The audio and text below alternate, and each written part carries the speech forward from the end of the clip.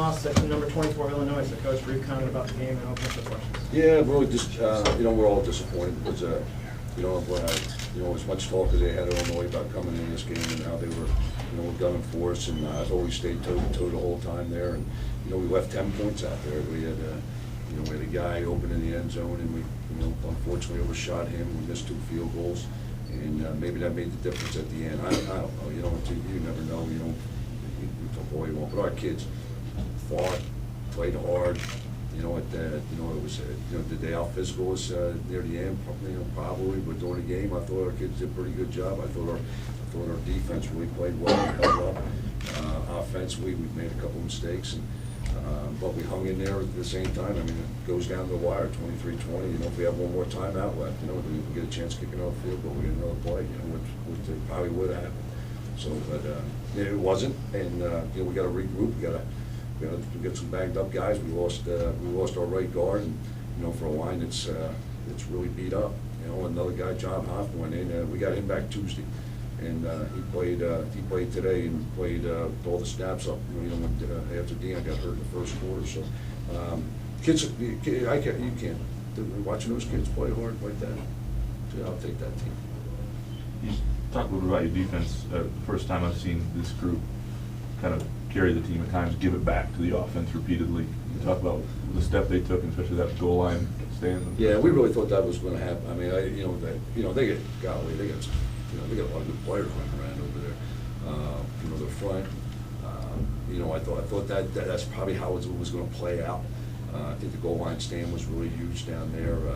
Our kids, I thought they had good stops. And when you look at it, they had 2 scoring drives in the second half that we hadn't stopped, okay, and we lined up off sides, and we had another stop, and then also, they had they call it a penalty, a late hit penalty there. So, you take those 2 away, that's 2 scoring drives right there.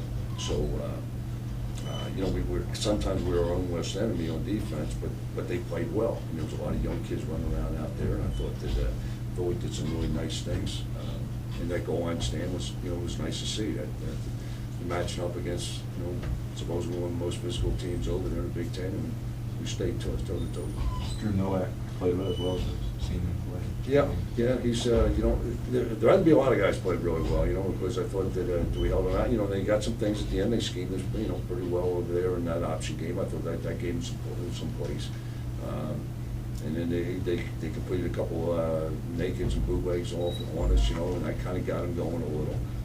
But when they ran in the middle of the field, I didn't think it was really that effective, and they got us one on the outside edge, but our kids regrouped after that. What Jordan White is becoming is every game he's really played in the second half, he's got at least 12 catches and can get his against anybody. You talk about the level he's playing right now. Yeah, I saw the coordinator afterwards, and he said, I was running out of coverages, and we saw more coverages today than we've seen in probably the first 3 weeks combined. But I thought, for the most part, I thought Alice really did a heck of a job. I mean, I think that the receivers, we got our menus, we know how to attack it, and a lot of it has to do, with Jordan. But when you look there, Ravenel had a nice game. I think Robert had a nice game there. So I thought, and even Eric Monet got involved, 4 catches, and gave us some nice reps there too. So couldn't run the ball.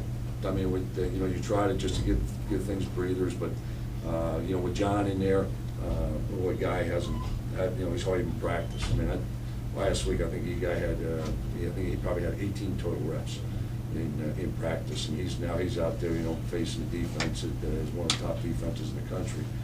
So probably was good what we were doing in passing to give him a chance to be successful. The one play we ran at the end, it was unfortunately we got beat up front. On a quarterback draw, they were playing 2-man, and we had numbers. We had plenty of numbers. We had 6 against their 5. Other than Kama, did you come out of this relatively healthy? Yeah, there's a lot of guys, went off the field. I saw Devin Grant go off. I saw Doug go off. I saw Petway go off. But knowing these kids, we'll go back there, they'll rub a little dirt on it and come back for the next one. And we got another physical one next week now, because UConn, that's their game too, playing physical football. So, there's no rest for the weary. We got to go. We got to get ourselves ready to go. You know, Coach, the kicking game has been strong for Western this season, but having some difficulties today. Any insight as to what the difficulties were with the kicking? Yeah, I don't know. You know, I'm not a kicker, so I don't know why I missed it. You know, I don't know. You know, I missed two, and you know that's unlike him. He'll get them next week. And then Ben, you know, punted fairly well. You know, we have 4 punts. You know, right now we've only punted 4 times. Well, that's we've had two, and now 4. So you know, moving the ball, we don't need it as much. Our kickoff return team, it was okay. It wasn't as good as it was, but there's some pretty good athletes running down the other side.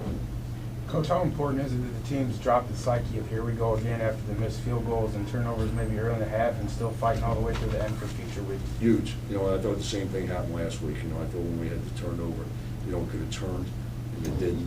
We really went down there and scored 14 straight points. I thought this week too, it was the exact same thing. We went down there, and you know, we just kept on battling. I think that's a testament to a lot of kids on the team. You know, that's why you feel so good about this team. They're you know, one of the things we always talk about is togetherness, and on the sidelines you could see it. You know, there was no despair, nothing on the sidelines. I mean, the kids just kept on playing.